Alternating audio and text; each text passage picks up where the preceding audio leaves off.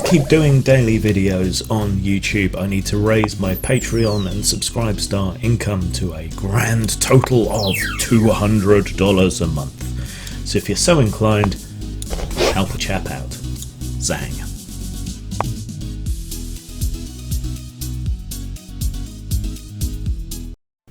Hello. In the course of this video, I'm going to say some mean things, and some of those mean things that I'm going to say will be about a trans person, and some of those mean things will be about a woman. Rest assured, this is not because of some hatred for trans people, even if it comes up, and this is not because of some hatred for women. It's because of the content of these people's character and the way in which they've treated me. So just be calm, and if you think you might see something that will upset you... Genta 200 superchromatic pedal-sensitive sunglasses to help you develop a relaxed attitude to danger. At the first hint of trouble, they turn totally black, and thus prevent you from seeing anything that might alarm you. Hello lovelies. The one thing that people have been asking for is more gaming content, but I haven't felt particularly inspired on that score. So if there's anything you want me to make videos on, even though the kind of enhanced YouTube week is coming to a close tomorrow, let me know and I'll do my best to fill you in. If you've got a specific question or something specific you want to know about, or some tips that you want, yeah, hit me up with that.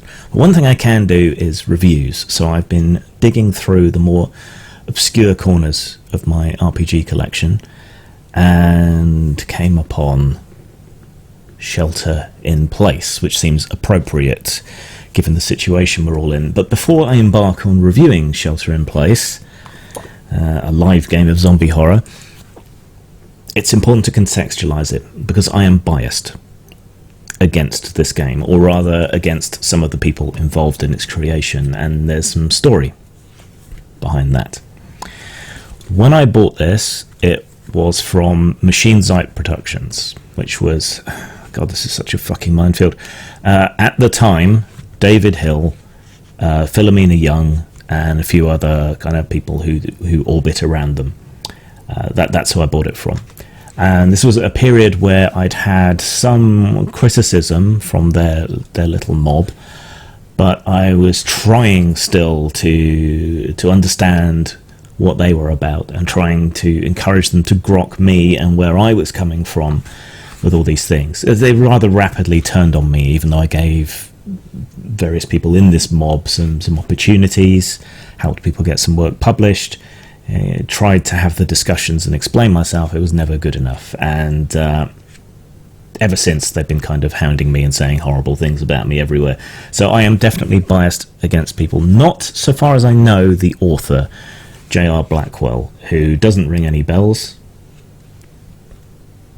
But if they're in amongst that group of people, they probably got me blocked or whatever, so I wouldn't have run into them anyway. The main people I have beef with from those involved here are David Hill, who has become Olivia Hill, and her partner, I believe, Philomena Young. Thoroughly nasty people, both of them, thinly veiled under a smear of social conscience and social justice. And yeah, they have been fucking terrible to me when I went out of my way to try and understand and discuss with them, even to support them, to the extent of buying books that they were selling to try and get a handle on them. It didn't work. Even being as conciliatory and reasonable as possible, I couldn't get through to them. So just be aware, I am extremely biased against this book because of the involvement of David Hill at the time and Philomena Young now. Now, I don't know David, now Olivia. God, this is gonna... No matter what I do, people are going to be horrible to me, so I may as well go full bore. I don't think David Hill is legitimately trans. Just my opinion. I think it's just been... It's like political lesbianism, I think. Do you know about political lesbianism? It's women who choose to only sleep with other women because of political ideology, not because they're sexually attracted to women.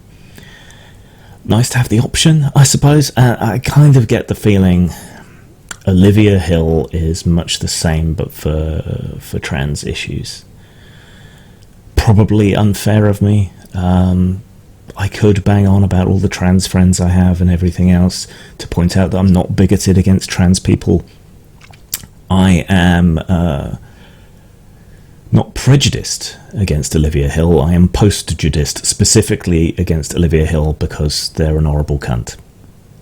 Let's just put it that way, shall we? And amongst the many reasons that I think this is false is that their transition is how can I put this diplomatically? I can't. It's less than convincing. It's low effort when there are people that have made much better efforts. I'm going to get excoriated for this anyway, so it's not going to change anyone's mind. They either already think I'm a bastard or they don't. And I doubt I'm going to change anyone's mind. But look, it's not that they're trans, it's that they're an horrible cunt. I hope that's clear enough. So let's get into the actual review itself, bearing in mind that I am biased against two of the 6 people involved in it.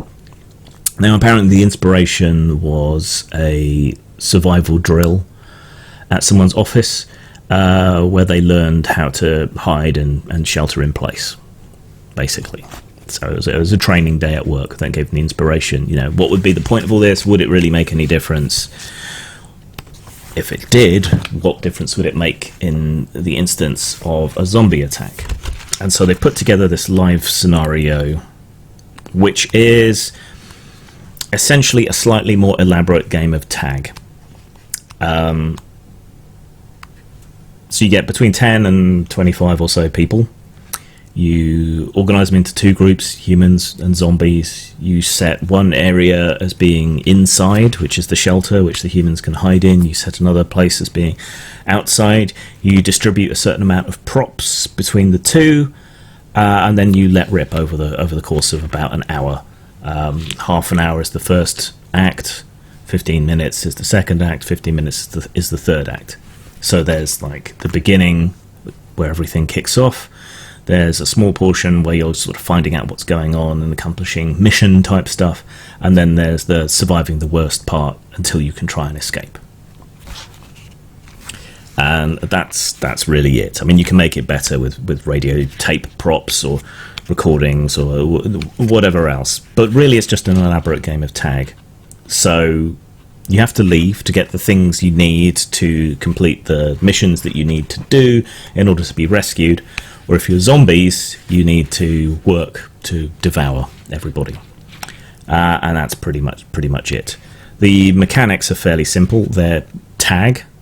So if a group of zombies runs into a group of survivors, tag each other, declare combat, you total up your sort of strength value between all of you, depending which act it is, what type of zombie, if you've got multiple types, what type of person, if you've got multiple people, if you're using baseball bats or pieces of furniture or the one shotgun that can be found, you know, and that lets you know whether you win or fail. Zombies that get killed go to a respawn point where they wait out a minute and then rejoin the game. People who are killed become zombies. And you can swap back and forth, you know, who's playing the humans, who's playing the zombies between different sections. Which is a little odd, but it gives everyone a chance to play as humans. I suppose I would rather see the same people continue through. But yeah, that's really it. It's incredibly simple. It's got a few different character types. Each one has kinds of special abilities and so on. For example, the survivor, which is like the final girl. At the beginning of the game, her strength value is much lower, meaning that they hinder anyone that they try to help. But each time someone else becomes a zombie, it goes up. So the more other people get eaten, the stronger you get and the better able you are to survive. And you can also sometimes choose to sacrifice yourself to save the others. And if you get bitten, you need to get medical attention within a minute or or you cark it. And there's various options you can use to mix it up, but they don't make a huge or fundamental change to the game as a whole. So it's really a party game, the kind of one-shot LARP scenario that maybe you can pull out a couple of times a year if you mix it up. Of course, getting a tabletop group of 4, 5, 6 people together in the same place is difficult enough. Getting 10 or 25 people together is a lot more difficult, and this isn't something you could really successfully run at conventions unless you have something like the old IndieCon setup with chalets, where you can designate one chalet as being inside and everywhere else as being outside, and you've got some way to differentiate the players and not freak the normies who might be sharing the place with you. So it's essentially a very occasional game, something like Killer, I guess, that Steve Jackson put out, though I doubt you could get away with that these days. It seems fun enough. It's a bit scant on material. A lot of stuff is repeated because the character types and sheets are there to be printed out multiple times and to be play sheets as well, so it's good for noobs who are new to LARP ideas and so on. Mechanics are simple, but it does mean that it kind of devolves into this slightly too complex game of tag. And if I haven't played it, but I do have a lot of LARP experience, and expecting to fit all of this into 1 hour doesn't seem right to me. I would probably double each of the phases. So I would run a game over 2 hours, I think. Though possibly people would get a little bit bored during the first act. So yeah, maybe 45 minutes each act instead, something like that. Presentation, I mean, it's a nice simple layout. I'm a fan of simplistic layouts that don't try to pack too much stuff in, and don't eat into the margins too far. Yeah, so that's fairly good. The illustrations are okay, but not particularly evocative. There's this cute little zombie guy in a lot of the pages. It doesn't read as horror, it reads as fun and comedy, and that's not necessarily what you want from a zombie survival scenario. It's almost like an escape room scenario, but not quite, given the way it all works. The rules are pretty scant. The characters, which is mostly repeated information, takes up a fair old chunk of the book.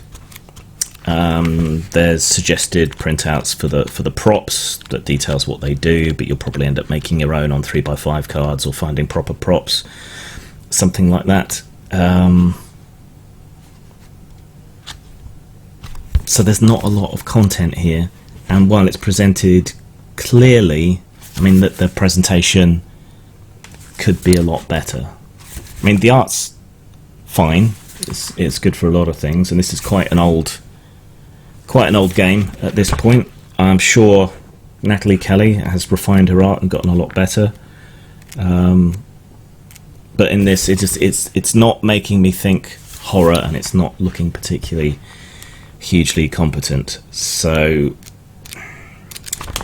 there's not really a lot else to say, and that's the problem. But the other thing that there is to say is that this was costing $20 for the hard copy book, which caps out at about 115 pages. And this was originally sold back in...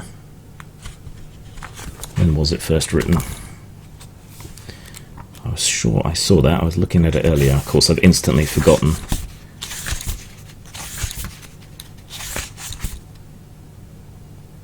$2011. It must have been a little bit after that I got hold of it. So, you know, getting on for 10 years ago at $20. The PDF is currently on sale at DriveThruRPG for $10. Now, this is roughly equivalent to an A5 book. So if I were publishing this, even with my revised upward costings that I'm doing from now on, 115 pages of A5, what would I charge as a base rate?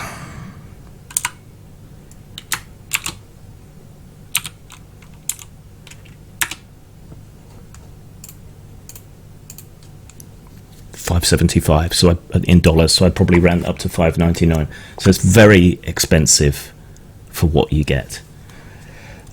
So style, I mean, the art's there, it kind of does the job. The layout's fine, unmessy, uncomplicated. So style, 3. It's an average score out of 5. In terms of substance,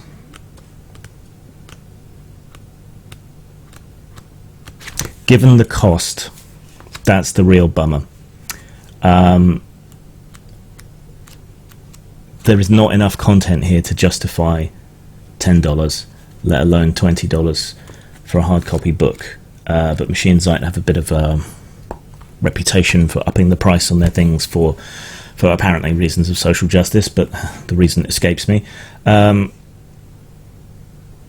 would give it a 2 for substance, but the massively overhyped cost means that I'm going to say it's only got a substance of 1. It's an elaborate game of tag. There aren't really extra scenarios or modified scenarios or advanced rules or expanded rules beyond a few different zombie types. That's it. So that gives it an overall score of 2 out of 5.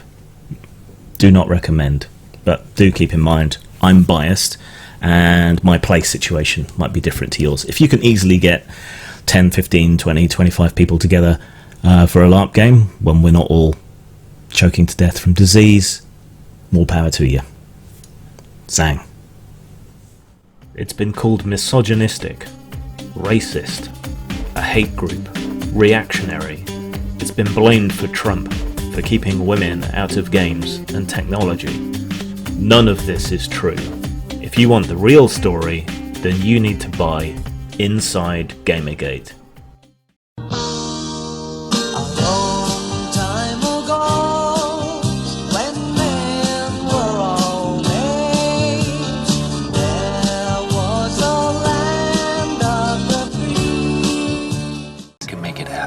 Get you anything you want. You just have to talk to me. Talk to me. Talk to me. Talk to me. I'm your priest. I'm your shrink. I'm your main connection to the switchboard of souls. I'm the magic man.